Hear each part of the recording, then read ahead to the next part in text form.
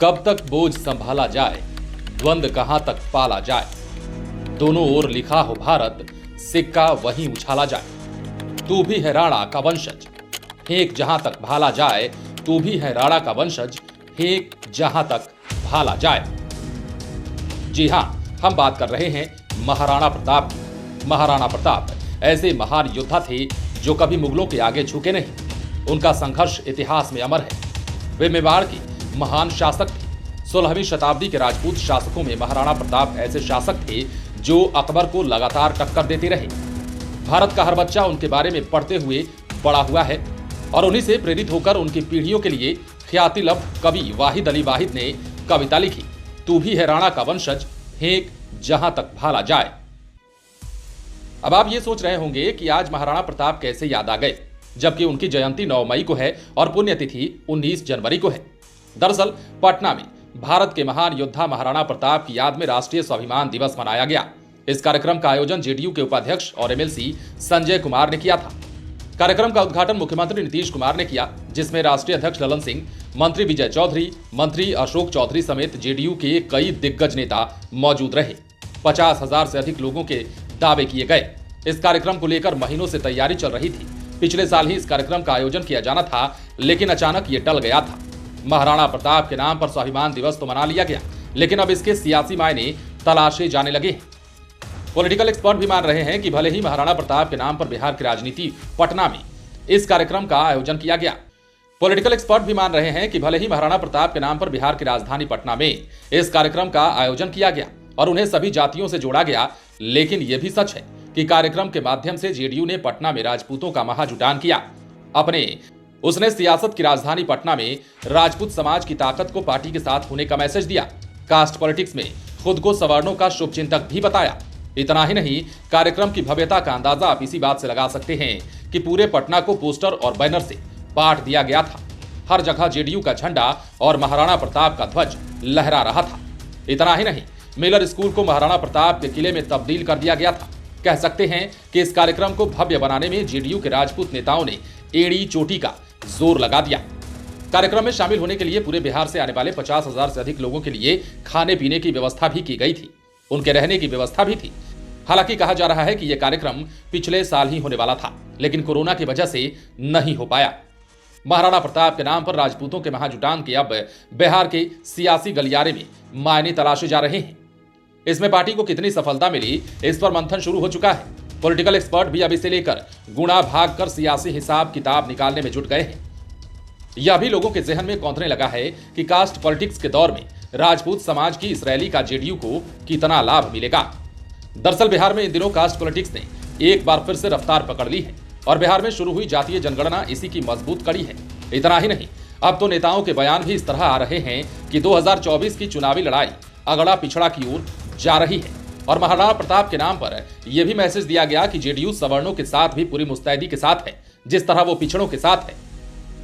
Political expert की माने तो पिछले कई वर्षों से महापुरुषों की जयंती और पुण्यतिथि के नाम पर कास्ट पावर दिखाया जा रहा है। जिस तरह महाराणा प्रताप के स्वाभिमान दिवस के नाम पर राजपूतों ने अपनी ताकत दिखाई, तो वहीं इसके पहले भी इस तरह की कई रैलियों का आयोजन किया जा चुका है। पिछले साल ही सम्राट अशोक के नाम पर लवकुश समाज ने अपनी ताकत दिखाई थी। खास बात यह कि पिछले साल एनडीए में ही बीजेपी और जेडीयू एक साथ थे। इसके बाद भी बीजेपी और जेडीयू ने अलग अलग कार्यक्रम का आयोजन कर ये जताने का काम किया कि लवकुश समाज के सबसे बड़े शुभचिंतक वही हैं। इतना ही नहीं, पिछले साल अप्रैल में भूमिहार समाज की ओर से भगवान परशुराम की जयंती जोरदार ढंग से मनाई गई थी। इसमें तेजस्वी यादव मुख्य अतिथि थे। तेजस्वी यादव का भूमिहार समाज ने जोरदार ढंग से स्वागत कर बताया कि भूमिहार समाज को कोई इग्नोर नहीं करे और तेजस्वी यादव ने ऐसा ही मैसेज दिया। इसके अलावा अगले माह स्वामी सहजानंद सरस्वती की जयंती मनाई जाएगी। इसमें केंद्रीय मंत्री अमित शाह शामिल होंगे। इस कार्यक्रम का आयोजन भूमिहार समाज के गार्जियन माने जाने वाले डॉक्टर सीपी ठाकुर के बेटे विवेक ठाकुर कर रहे हैं। और आपको पता ही है कि स्वामी सहजानंद सरस्वती भी भूमिहार समाज से आते हैं और उनका नारा था भूमिहार और ब्राह्मण एक है। ऐसे में भूमिहार और ब्राह्मण वोटरों को लुभाने के लिए सहजानंद सरस्वती की जयंती का कार्यक्रम बीजेपी ने रखा है। बता दें कि पिछले साल आरा में वीर कुंवर सिंह की जयंती मनाई गई थी। उस कार्यक्रम का आयोजन भी बीजेपी की ओर से किया गया था और उस कार्यक्रम में भी अमित शाह शामिल हुए थे। कार्यक्रम के मध्यम में ही बीजेपी ने राजपूत वोटरों को अपनी ओर मोटिवेट करने की कोशिश की थी। राजनीति के एक्सपर्ट मानते हैं कि 24 जनवरी को कर्पूरी ठाकुर की जयंती है, बेशक इसे भी हर पार्टी अपने स्तर पर भुनाएगी। कहने का मतलब साफ है कि हर पार्टी अब जाति के आधार पर वोटरों को लुभाने की कोशिश में जुट गई है और इसके लिए वे महापुरुषों को भी जातीय तराजू में तौलने से नहीं हिचक रहे। हालांकि मंचों से ये जरूर कह रहे हैं कि ये महापुरुष किसी जाति से बंधे हुए नहीं हैं, बल्कि वे हर तबके के लिए काम करते थे। और आज पटना में भी स्वाभिमान दिवस के मौके पर वक्ताओं ने खुलकर कहा कि महाराणा प्रताप भी सिर्फ राजपूत जाति से बंधे हुए नहीं थे, बल्कि ये सभी तबकों के लिए काम किया करते थे। इतना ही नहीं, मुख्यमंत्री नीतीश कुमार ने भी अपने संबोधन में कहा कि महाराणा प्रताप सभी वर्गों के लिए जीते थे, सभी तबकों के लिए काम करते थे, किसी एक जाति से बंधे हुए नहीं थे। नीतीश कुमार ने यह भी कहा कि महाराणा प्रताप अकबर के आगे कभी नहीं झुके, इसके बाद भी वे मुस्लिमों की भी मदद करते थे, महिलाओं का सम्मान करते थे। और एक बार लड़ाई के दौरान तो महाराणा प्रताप की सेना ने महिलाओं को पकड़ लिया, तब उनके लड़के सभी महिलाओं को रिहा कराने का आदेश दे रहे थे। मुख्यमंत्री ने कहा कि आज हम लोग भी महाराणा प्रताप के बताए रास्ते पर चल रहे हैं, महिलाओं के लिए काम कर रहे हैं, सभी जातियों के लिए काम हो रहा है। साथ ही नीतीश कुमार ने बिना नाम लिए बीजेपी पर तंज भी कसा कि समाज में बहुत से लोग लड़ाने का काम करेंगे, वे जातियों के नाम पर लड़ाएंगे, हिंदू मुस्लिम के नाम पर लड़ाएंगे, लेकिन आपको बहकावे में नहीं आना है, समाज में प्रेम से रहना होगा। दरअसल पॉलिटिकल एक्सपर्ट की माने तो भले ही इन दिनों महापुरुषों के नाम पर जयंती मनाने का दौर चल पड़ा है और इसे सियासत से इतर कहा जा रहा है, लेकिन यह भी सच है कि यह पूरी तरह सियासत से वशीभूत होता है। और आज का स्वाभिमान दिवस को भी लोग इसी चश्मे से देख रहे हैं। बहरहाल फिर एक बार उसी पंक्ति को दोहराते हैं कि तू भी है राणा का वंशज, फेंक जहां तक भाला जाए। पॉलिटिकल एक्सपर्ट की माने तो राजपूत समाज की इस रैली के माध्यम से नेताओं ने सियासी भाला तो फेंक दिया है। अब देखना दिलचस्प होगा कि इसका चुनावी परिणाम और फायदा कितना मिलता है। ये तो 2024 और 2025 के चुनावों में सबके सामने आ जाएगा।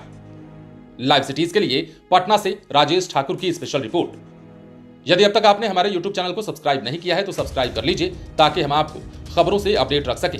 यदि आप इस वीडियो को फेसबुक के माध्यम से देख रहे हैं तो हमारे पेज को लाइक करें। इसके अलावा आप लाइव सिटीज को ट्विटर पर जरूर फॉलो करें।